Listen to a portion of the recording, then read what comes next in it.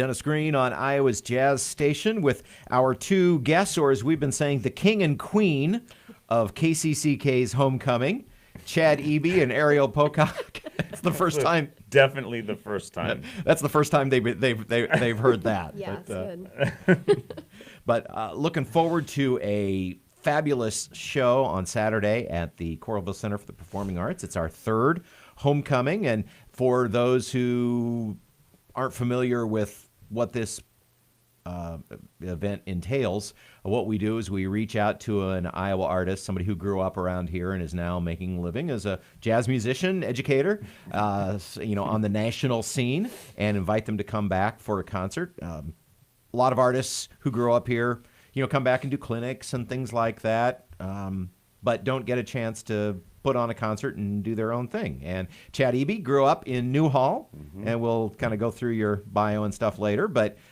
he has brought along a friend who, while not an Iowan, we kind of claim, Ariel Pocock, because you've been performing in the corridor since you were a teenager. Yeah. So it as far as I'm concerned, it feels like homecoming for you too. Right, yeah.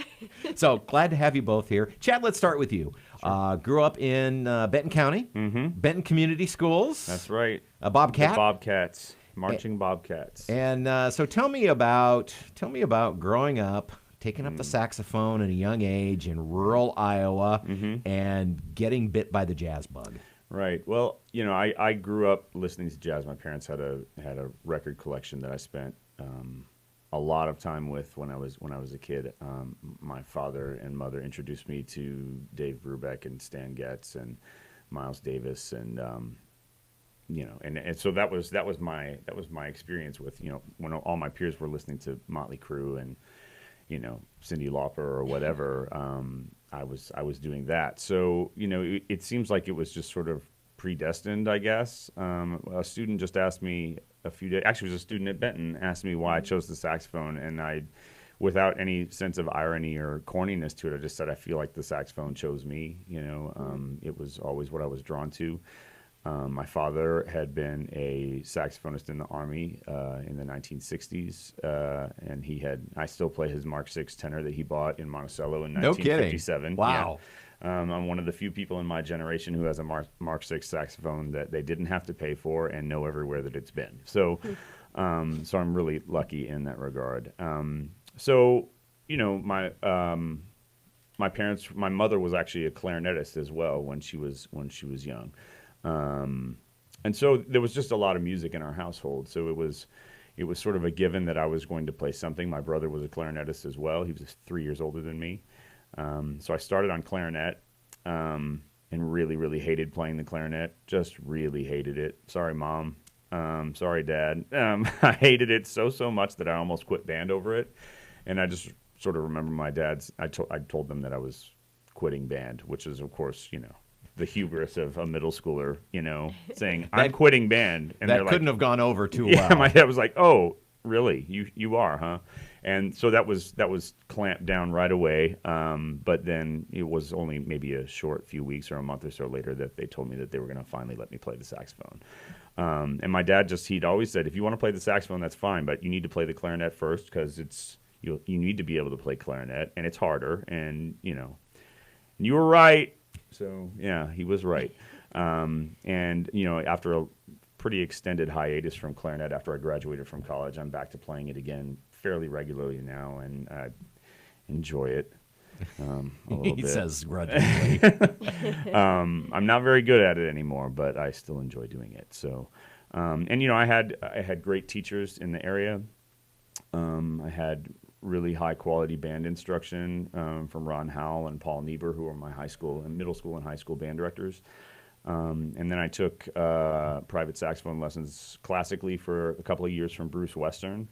Who is still teaching sax here in town? Exactly. And then I transitioned my senior year to taking jazz lessons from Lynn Hart. And that's really sort of where everything really started. Lynn was a great teacher for me. She didn't put up with my ignorance of this or that or whatever, and she didn't coddle me. I guess that's one thing I could say about being at Benton Community, is that sort of being one of the only people who was doing jazz with any sort of series or music really as seriously as I was when I was in high school, is that I just didn't really know that I wasn't very good, right? And so I was in all-state band and everything like that. I could play the horn pretty well, but I was not good at jazz. And Lynn just let me know that I was not very good at it. And it was hard on my ego sometimes. But it was good. It was like the right time. It was. I mean, I was ready to be stamped, with with a brand of, it's time. You're ripe for this. So, she got me going, and we just saw her the other night in Decorah when we played it up at Luther College, and I got a chance to thank her once again, from the stage for everything that she's done for me. She and Pete had me on gigs before I deserved it. And they let me know on the gigs when I was failing them on the gigs too. So, it was like that, and that got me started. And that's, I thanked her the other night for the fact that everything I have traces back to her. So, Lynn, of course, a private lessons teacher, along with her husband, Peter Hart, and now they are both teaching up at Luther, right, which is also where you went to school. Right, yeah, exactly. So were you kind of thinking music education? I mean, a lot of music teachers go to Luther. Right. Well, it's interesting. We were just discussing this the other day, too, is that I was a little bit clueless. When I went to Luther, I was going to major in music, but there was no designation to me between, like, a BA in music or performance or education or whatever. I was just majoring in music, and I just sort of thought I was just going to have a job. Not even necessarily teaching, but maybe teaching. So I was clueless. And a six-figure job at that, right, I'm course. sure is what you were expecting. So after a couple of years of being at Luther and realizing that, like, number one, that I didn't have the temperament probably to be a high school band director or a middle school band director, because that's a very specialized field, and it takes a very special kind of person to be able to sit in a room full of 70 or 80, people with the loudest noisemakers possible, and that's what they do all day. I knew that wasn't really for me, and I also I really got the jazz bug while I was at Luther, which is ironic because at that time at Luther, jazz wasn't a really big part of what was going on there. It's really flourished in the 25 years since I left, and they've got 3 jazz bands, and Lynn's teaching there, which is and Peter, which is great for the program. John Ilabuni, who is in there as an adjunct, is helping out as well. So it's in a really good place now. But so at the time, it wasn't necessarily so strong for that. So at that point, I was like, well, I need to go do this for real. So after 3 years at Luther, I transferred to the University of North Texas and basically had to start over. And that was hard once again, because I went from, sort of being one of a small group of people at Luther who were doing jazz to going to the biggest jazz program in the country. Yeah, where everybody was the best player in high school or college. Right, and just nobody cared, I mean, oh, look, here's this kid from Iowa, another kid from Iowa, right? So, which is great, and I was like, cool, so I got to find my way out of this. So I had to claw from the bottom, and I worked my way up as high as I could, and, it instilled, the Iowa work ethic is definitely in me. I was somebody asked me about this the other day. I can't even remember where we were. It's all such a blur now. But when you're living in small town Iowa, going to once the grocery store closes, you don't have the thing, whatever the thing was that you needed. Or once the gas station's closed, you don't have the thing, and you have to, like, just sort of figure it out, whatever it is. And so I feel like I've still got that, and it's served me really, really well. I don't like to give up. So, I want to talk about what you're doing at the University of North Carolina, and of course, FOM, friend of the Marsalises. So we'll have to name drop a little bit as well, find out how that all came about. Right. But Ariel's been sitting here very patiently, listening to Chad's life story, and as boring, right? Well, I know it by now. It's okay. And you've been a guest here at KCCK for so long, but it's so great to have you back. But you started, like Chad, parents were musicians. Yep. You had the advantage of growing up in a little bit bigger of a market area. Uh-huh. And now I know that you started getting noticed, really as a middle schooler. You started won kind of your first awards. But when did you know that making jazz music was it always just because it was around, or it had to have at one point started off as kind of notes on a page, here's what I'm going to do, but obviously to still be doing it, you've got the Right. passion. Right. Well, I think similar to what Chad was saying about having that work ethic, the benefit of growing up with two parents who were both pianists and who were both primarily always working in the arts, whether it was teaching or performing or running a festival or, artist management, it just showed that, this isn't just a hobby or a passion. This is, you work at it. You're not good at it because you love it. You have to work hard at it because you love it, So because I had that mindset of, from a very early age, 6, 7, 8 years old, of, well, you can do this, but only if you take it seriously, because I had other pursuits where, I tried to tap dance and I tried to play violin and sing and do all these other things where, I enjoyed it, but I didn't want to put the time in. So after, a few months of lessons or classes, my parents would say, well, you're not practicing this thing, so you don't get to take these lessons anymore. So say goodbye to violin or whatever it was. And at the time, it felt really unfair. Like, no, I want to play an orchestra. And they said, well, so, do the work. I said, oh, okay. And I loved jazz piano enough, and that felt natural and organic enough and intuitive enough that I pretty quickly figured out that nobody was going to just hand me things, and I had to work really hard for it, which I'm really, really, really grateful for. Thanks, Mom and Dad, So from, middle school on, I was able to sort of get ahead of the curve a little bit, mostly thanks to how strong the music education programs were in Seattle. In both my middle school and high school bands, I had really good instructors, just like Chad. And I had teachers that didn't put up with any crap, So even though I was, at a different level than some people at my age, by the time I got to college, I wasn't, It was just because I had worked really hard. So it started as something that was just a pure natural love, just listening to things as a little kid, listening to Ella Fitzgerald and Oscar Peterson and Art Tatum and just feeling the magic, but then very quickly realizing, okay, so if I want to make this a real thing, I have to work hard. I can't just expect it to be handed down to me, which is, every teenager goes through a phase where they decide that they actually do know everything and that your parents and teachers don't, so that, you can just get away with things, but I never got to get away with anything. Thank goodness. So it just never seemed like it wasn't what I would do, really. It just always was going to be what I was doing, because it was already what I was doing, and I was watching my parents live these very down-to-earth lives as musicians. They worked really hard, and they went to work and did it, and they came home and did it, and they practiced, and they talked about it, and they had a community of people. It was never just this hobby or a thing you did or a magical thing. And, I had a phase in college where I think because I had been doing it for so long and started at such a young age that I did question, am I sure that this is what I want to do? Am I sure that this is the thing that I want to devote all my life to and all my time to? And as we all know, it can be a thankless task sometimes. You can get paid way below what you're worth. You can have your time undervalued. You can have people take advantage of your generosity as an educator. You have to come to Iowa in the snow. No, you guys always treat us wonderfully.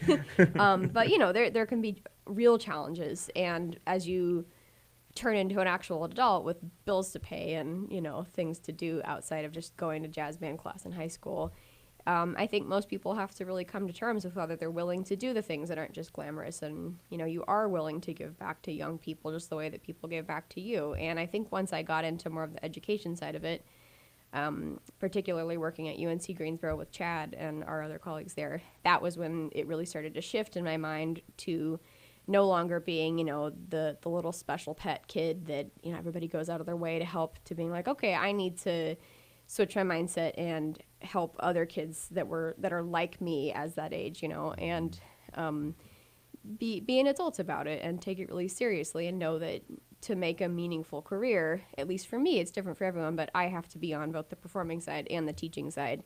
And then it feels like something that I can sustain, and it does feel meaningful, and it does make up for the times when you play some crummy gig for $40 and nobody cares. It's, it balances out when you get to work with an incredibly talented 18-year-old who's never, listened to Thelonious Monk before, and you get to blow their mind for that day.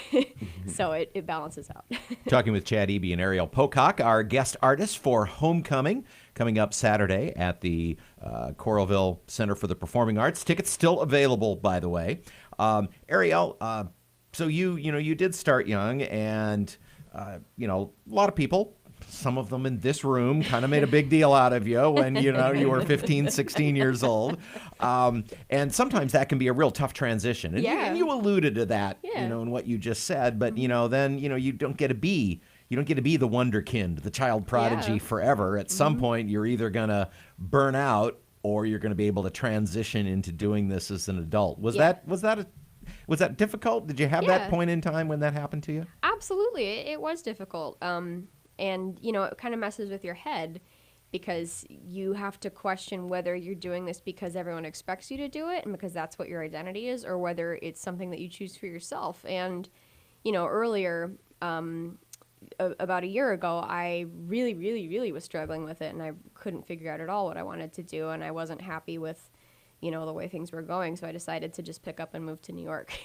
And I tried it for a few months, and as everybody knows, it's really expensive to live in New York, and I was also flying back and forth to teach at UNC Greensboro, like, every week, which was, in my head, somehow I thought I could afford that. I don't know what math I was doing, but turns out I was wrong. But, and I think I did it because I wanted to prove to myself that I could do something that was just on my own, and, nobody else set it up for me, and I could, start over as a new musician and a new person that nobody knew as this, younger musician.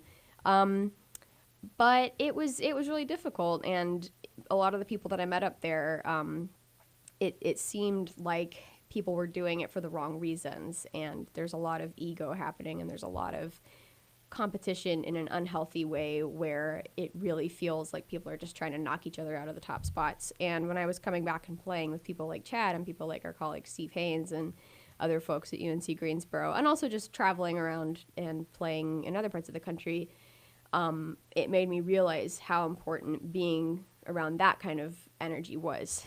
And that was how I could, choose to make my own identity as a musician and not just be like a kid prodigy anymore. Not that I was a prodigy, but somebody that, got attention early. Said, okay, well, I have to be really conscious about picking people that have the right energy and are in it for the right reasons. And then that felt like, okay, so maybe this thing I was running away from the whole time and trying to, redefine myself, maybe I actually had it the whole time. I just had to go somewhere else and see it with a new perspective. And so I moved back full-time to North Carolina in August, and it really made me feel like I had a whole new perspective on everything. So well, sometimes I you had don't a know. little, quarter life crisis. I got it out of my system. You don't know what you have till it's gone. That's Yeah, right. right. So you went to school at the University of Miami. Yes. Graduated, and you've been gigging. You played tons of awesome, amazing festivals all over the world, Yeah. and have got a chance to do a lot of fun stuff. But so tell me how you ended up at UNC. Right. So after I graduated from the University of Miami in 2015, my parents had moved to Durham, North Carolina, partially for my dad's job at the time and partially just because they wanted a change of pace and they didn't want to be in Seattle anymore. So, as many kids do right after they graduate from college and they have no clue what they're going to do, I just ran back to live close to my parents. And, for the first year, it was a little tough, and I was teaching some, private lessons with little kids and trying to figure out what kind of music I wanted to write and sort of decompressing from jazz school, which is pretty intense, which is good because it worked me hard. But I wasn't sure if North Carolina was a place I really wanted to call home. I didn't really know who the cats were, But pretty quickly, I started noticing that this guy named Chad Eby was liking all my posts on Facebook. I was like, who's this guy? So this is a friendship born on Facebook. Yes. Yeah. And after, I don't know, I think I was there for about a year or two, and then you messaged me and said, hey, do you want to come play in my big band? It's, it's a drive, and we can't pay you very much, but it's fun, and everyone's really good. And I was like, big band gig, I don't know.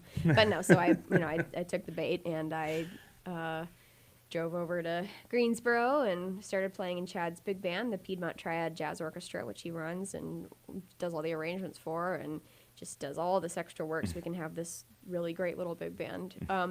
And through that, then I started working with other folks in that band, doing small group things and combos and gigging all the time. And after about a year of playing with all these folks, Steve Haynes, who is the bass teacher at UNC Greensboro and was the previous director of jazz studies, reached out to me and said, I think it was July, and he said, hey, would you want to, in a few weeks, start teaching jazz piano lessons at the University of North Carolina, Greensboro? And I said, what? Am I allowed to? I don't have a master's. I'm 24. Are you really? He said, yeah, no, I'd really like to have you on. We have a couple really great students, you know. And I was kind of just flabbergasted that somebody would want me to teach at that level because I had only taught, you know, private lessons. And I was really, really nervous, but I showed up on the first day. It was 2017, so this is my third year now. And I just loved it. It was such a great environment, and Chad and Steve have continuously been so supportive and just so loving and welcoming, but also have really pushed me to really expand my my abilities as a musician and as a teacher and just kind of as a grown-up in general. So it's been just a great place for me. I've done things that I did not imagine that I could possibly do in my 20s, you know, teaching at a college with faculty at that level, with students at that level.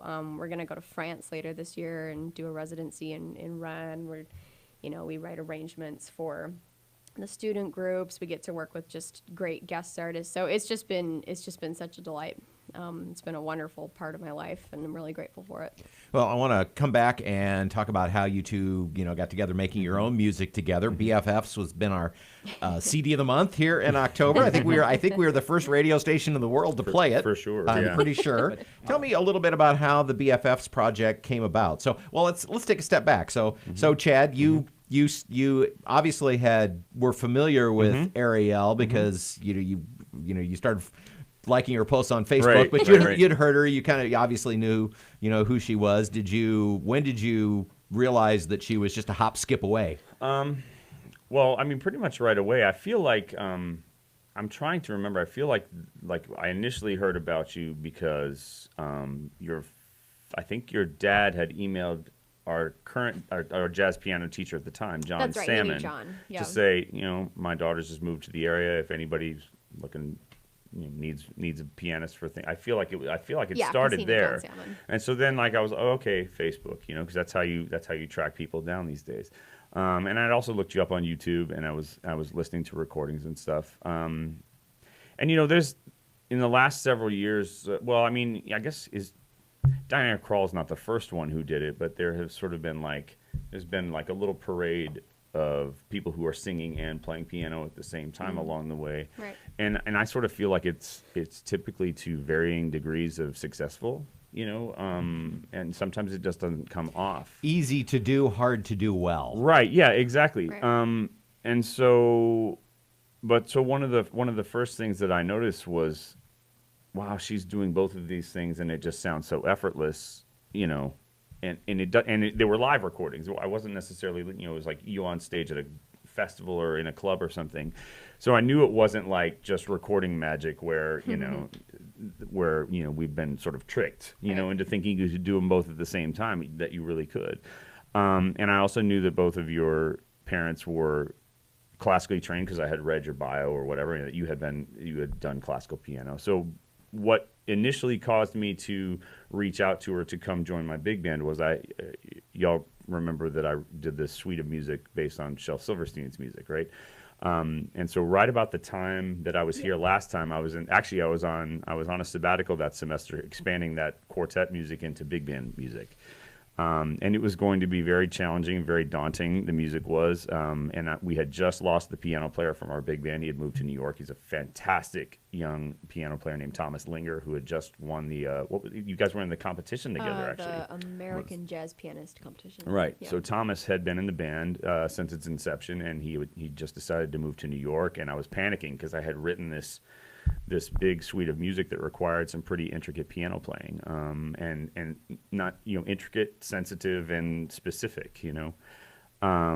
And so, having heard her several times and followed her on Facebook, I was like, I'm sure she can do this. So that was the first concert you came and did. That's right. Was yeah. that one? Mm-hmm. And so I think I think we just met at that first rehearsal. I mean, I know I called you and we spoke on the That's phone, right. but like we didn't actually meet in person until that first rehearsal. And it was great. I mean, that music means a lot to me. And so, and you continue to take it just so seriously, which, when you're, I don't call myself a composer because that's Stravinsky. I You're a write songs. composer. I He's a write. composer. He is definitely a Yeah. I write songs. Well, we could argue the semantics of that all day, but when you write something that's really meaningful to you and you bring it to a group of people and they don't take it seriously, Yeah. I mean that's hard, right? And one of the things I love about Ariel and Steve, our bassist, and Thomas, our trumpet player, and Dan, our drummer, and everybody that's either in the big band or in one of the varying small groups we have is that we all take each other's music really seriously. Because I know when Ariel asks me to play a song of hers, I mean I take that as like, I mean, it says something about how she feels about me as a player, and I feel a responsibility to serve her music well. And so she took my project really seriously on a big band concert that probably paid you $65 or $70 for 4 rehearsals and a concert. It's ridiculous, right? I mean, that's the reality of how our big band functions down there, because we're not a nonprofit. We're just getting by on ticket sales, and it's not a lot. Everybody in the band is dedicated to the concept, and you were driving 45 minutes for every rehearsal and every concert to do somebody else's stuff, and you took it seriously for no money. So I mean, that's like, so anyway, I knew that it was cool, and we got along, and it turns out that we have like a lot, almost identical tastes in the types of music that we listen to, and the stuff that we like and the stuff that we can't stand. Wow, that sounded really violent. The music that we like and the music we like less. Yes. And similar senses of humor. We both like Twin Peaks, which is weird, and stuff like that. So it's just worked out. She's a great friend. She's an amazing musician, like of sublime intellect and sensitivity and power. And I couldn't be happier to work with her. I'm really, really lucky. Did it ever come up early in your association? I'm from Iowa. Oh God, I've been in Iowa a ton of I times. think we talked about it pretty early. Yeah, in fact, it was shortly after I was here the last time that she came. Oh, she you came back. and did Taste of Jazz for Right. us, right? Yes, Yeah. that's right. Right, Yeah. and so we we commiserated on that. You had already been playing with the big man for a little bit by that time. So anyway, we're really glad to have her on our faculty. She's a dedicated teacher, and her students are thriving under her, which is great. Well, you enjoyed each other's company. You enjoyed making music together. So big surprise, you decided to record a project together. How did BFFs come about? It's funny. I almost don't remember. We were preparing. We've constantly preparing things together, whether it's for local shows in Greensboro or for other people's music. And if I wanted to practice it, I wanted to play it with her because I can hear everything when she's playing stuff. Yeah. So I know we would just get together for other stuff. We would always be, when we're at school, we're busy, so we don't have a lot of time to just rehearse luxuriously. But anytime one of us had a free half hour, I'd say, hey, come down to my studio and let's play some duo tunes. And since we had played so much in combos and big bands, at first when you play just 2 people, it's like, oh, wow, there's all this extra stuff happening, and it's really exposed. A lot of room. Yeah, a lot of room, and you have to develop a concept a lot more than if you're just playing with a trio where there's a very, clear-cut precedent of sound that you're going to have. But with the duo, you can take it in so many directions, and plus the fact that I also sing, and then the fact that we also both write, we just had a lot of possibilities to explore. So I think at some point we had just been, playing tunes together, and you said, what if I book a concert and we actually prepare a program of music? And that was in May of last year. So we worked really hard to get that stuff together because we just really picked the hardest possible music we could. And we were so busy. Masochists. Yeah, it was the end of the semester and everything was crazy. And That I was a really stupid also idea. still living in New York. There's a lot going on. I was taking the bus overnight and rehearsing. So basically, it was a terrible idea. Just So gone we did completely wrong. But then we did the concert in May, and it went really well. We had 4.5 people there. They loved it, and Especially the half person. Yeah, the half person. but was really it was digging it. I think we were both.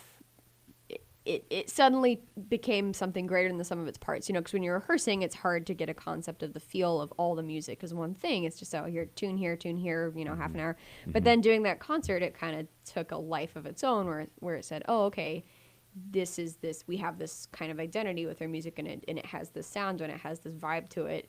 We should really record this. So since we had this opportunity when we were teaching at this camp in Roanoke, Virginia, to get into a studio, which, as everyone who works in music knows, studio time is precious and expensive and hard to finagle. So we figured we better do it. And, the day that we recorded it, we had taught, 12 hours. And woken up at the crack of dawn and worked with little kids all day. So we were beaten up and fried. But we just got on stage, and like Chad said, it was a really quick 2 takes of each tune, warts and all. But I think it does. You can hear that it's a really raw and organic project, and there's mistakes and there's weird things, but it captures what was happening at that time. And then it's been really great on this tour to get to actually try new things and play several nights in a row, which we never get to do because we're doing a million things. But even since Sunday night or something, a lot of the music has changed directions in a really exciting way. For sure.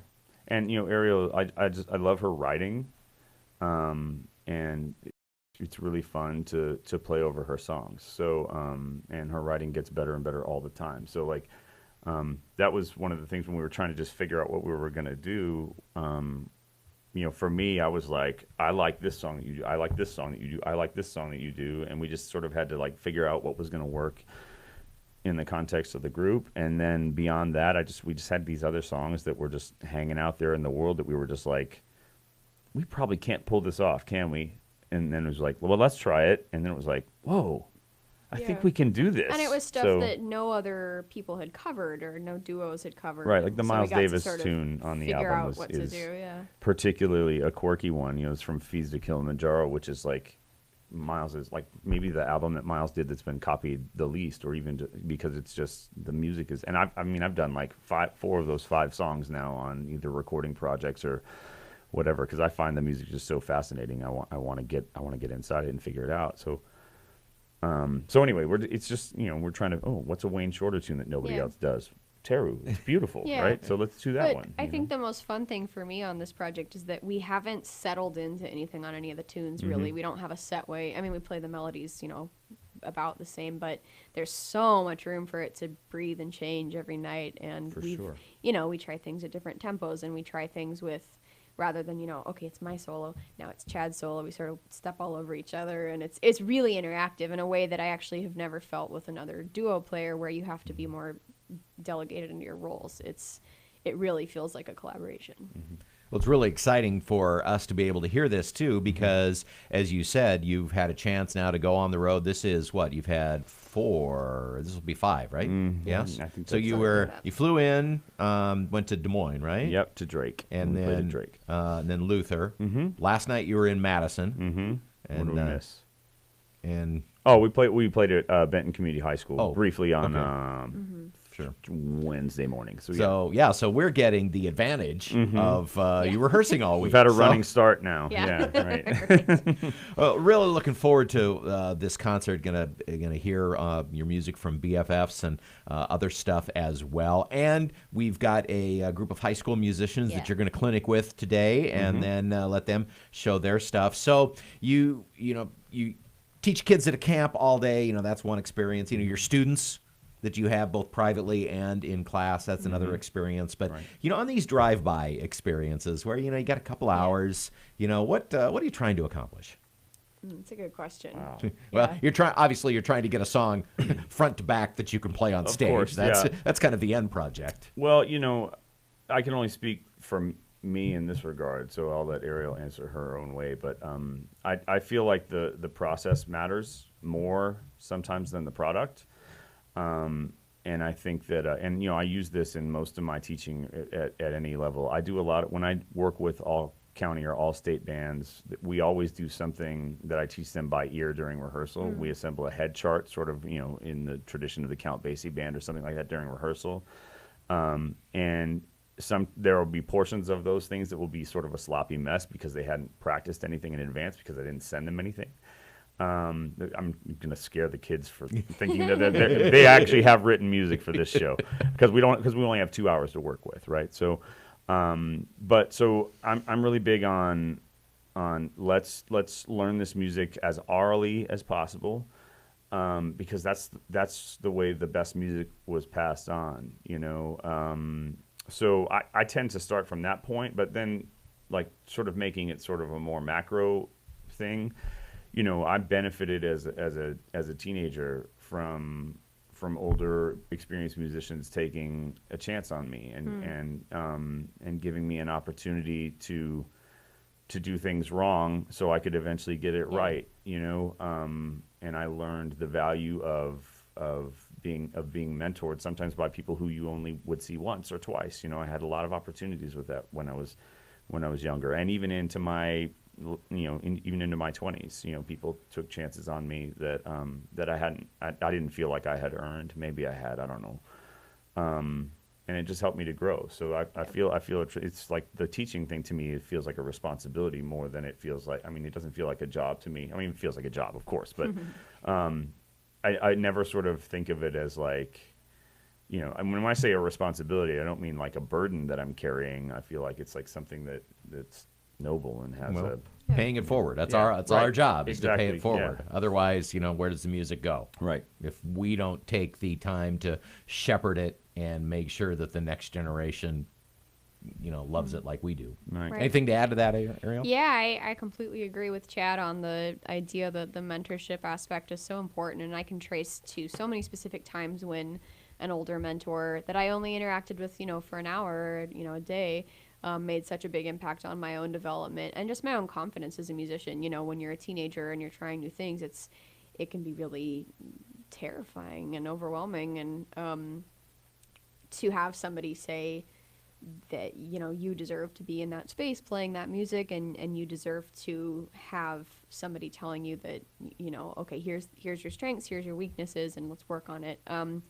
So when I have these quick times working with kids, you know, where you don't really have a whole lot of time to get anything done, I think it's really important to identify all the students' strengths first of all, and figure out, you know, how you can kind of laser in on one specific thing to work with them on, and just leave them with one concept at a time and not overwhelm them with a lot of criticism or a lot of ideas. Mm-hmm. So, you know, a lot of times we'll just try to focus on just their time, or just, you know, how to make one solo idea at a time, or just, you know, work on this harmonic thing, so that they feel like they can accomplish something quickly, and there's a concrete improvement. And that's really gratifying as a teacher, to see a kid that's been, you know, sheltered and shy and, you know, not wanting to really participate. And then when you find something to pull them out of their shell and they're able to complete that thing that you're asking them to, then they, you know, they suddenly just bloom.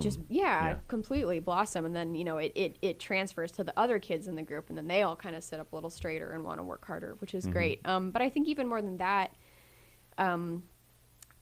even if you have students, and this is something we talk about a lot at the college level, even you have a student that, you know, is a jazz major and they do jazz all day in college for their undergrad, you know, the reality of it is a sizable percentage of music students are not going to become professional musicians. It's just the way it works. And that goes for any college major. You know, how many of us are doing what we studied in our undergrad, you know? It just so happens that music is more specialized. But I think that because music is a place where you can be creative and an individual, and it's safe and it's not brain surgery, the fact that you can help a kid express something creative and express something individual and give them the confidence that they can do that. And it's also a good, you know, team building thing too. You have to work with your bandmates. That's a skill that they can go on and then use anywhere. They can use it in their relationships with their family. They can use it in their math class. They can use it in, you know, any job that they're doing. So just being able to be in a position where you do get to work with these kids really quickly, but showing them that, you know, their being there in the group is important, and we take them seriously, and we treat them like, you know, adults, and we tell them that it's okay to make a mistake and it's okay to express yourself. I think for me that's a really big part of it. So well, I want to thank you both for taking the time to talk today. This has been a fun conversation. Now, before we go, I did kind of hint that Chad, you have been friends with the Marsalises for quite some time. Yeah. Right. You guys hang a little bit, and so tell me, silliest, craziest thing, story that you have of with Branford or Winton. What's I don't know. I don't know if I can. Yeah, that No. is not going to get our license. Chad, revoked, yeah. No. I mean, no. They're look. I know Branford and Winton both very well. Jason pretty well, and Delphio and I have met, and I've gotten to work with Ellis just a little bit, right? But speaking primarily of Branford and Winton, they are they're extremely generous. I mean, look. Here's a quick example of Branford's generosity, and I hope the story doesn't end up getting too long.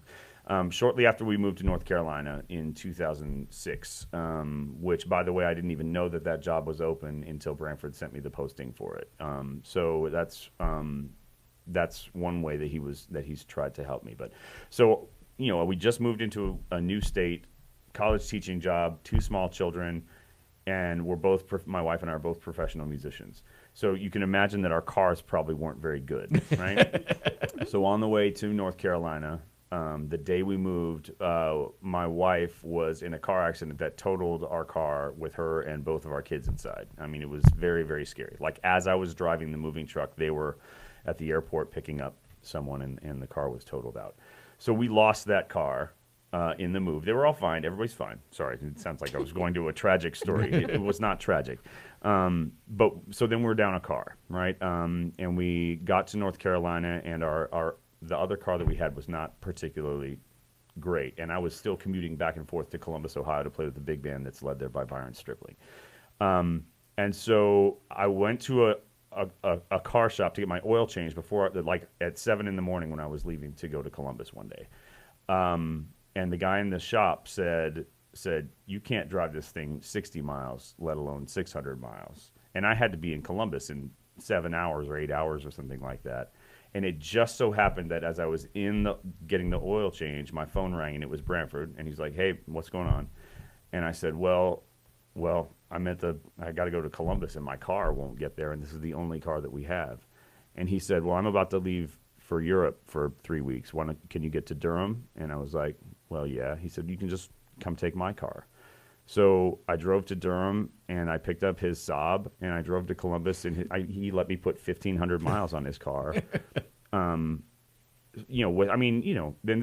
he proceeded to, then when I got back, he sold me a car that his son was no longer using at much less than what it was worth, so that we would have a vehicle that works. So he's been very generous. Winton has been extremely generous with me. And once again, these people have taken chances on me that I didn't feel like I deserved.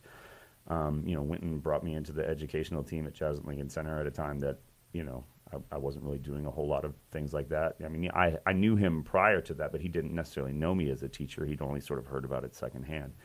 And dragged me to London to work with some kids in London. The only 2 times I've been to London was because Winton took a chance on me. I don't know what I did to deserve it, but it's just been you'd have to pinch 19-year-old me, to I just wouldn't have believed any of it. So I've just been really fortunate, and I guess I was ready to seize some of those opportunities when they came. But part of it's because, jazz is a community, a big community, and it's a small community, and I feel like I was really prepared for that. And so anyway, and if I could expand on the community thing real quick, I promise it'll be short. Like, you are such a vital community resource to this region. I mentioned the last time I was here how much this radio station meant to me when I was growing up. I know that's weird for like a 12-year-old, growing up in Iowa, I suppose in the 80s, for this to be their like sanctity, But I think it's a really, really special thing that you have here with a full-time jazz radio station that has been going for so long, and continues to go strong. And, I think the jazz community here deserves your support, or whether it's, I say this all the time, that jazz is local, right? Which is a weird thing to say when everybody's living in New York. But jazz really is local, and the music that's created within a community is going to be different from one community to the next, and it only exists in that particular way there. And so, like, we've got a movement. I feel like a good movement in like just modern commercial culture to come back home to local things. So we go to Leonardo's Pizza instead of to a chain pizza place, or what I feel like I see this happening in my life around me. Or we go to, Shelley's Sweets in Newhall instead of, a chain bakery. The slow food movement, right? And things like and craft beer. Exactly, and I feel like we really need to find it within ourselves as jazz listeners, because I know that there are plenty of them here, right? Because the station is an example of that. We need to get to making sure that we're supporting the musicians that are in the community just the same way we think of those same things. Yeah. Because the music that Lynn and Peter make, Lynn and Peter Hart, it's of Cedar Rapids or the corridor in general. You could, or even just Iowa, right? It's special and it's different. It's not the same stuff that gets played in New Orleans. It's not the same stuff that gets played in Madison or in Chicago. So I'm grateful for what this community did for me. And anyway, I'm sorry, I'm just like stammering about how much I love this place. So thank you so much for letting us be here with you. It means the world to me. Well, it means the world to us to be able to have people like you come and and perform with us, and come here, hang out at the studio and tell us, because we're not we're not WBGO where national jazz artists host shows or stop by just kind of because they're in the neighborhood. We have to kind of entice you all to come, and of course we do it with the weather primarily. Right, is how we do it. Amazing weather we're having right now. Yes, but it's just going to be a great night of music. Going to get to hear your music and also hear our local students as well. So please come. It's KCCK's Homecoming, the 3rd annual, Saturday night at the Coralville Center for the Performing Arts. Tickets still available. You can visit their website to get them in advance, or they'll be available at the door as well. Chad and Ariel, thanks so much for being here. Thanks and so just much, Dennis. Really looking forward to a great night. And after long last, I'm finally the homecoming king.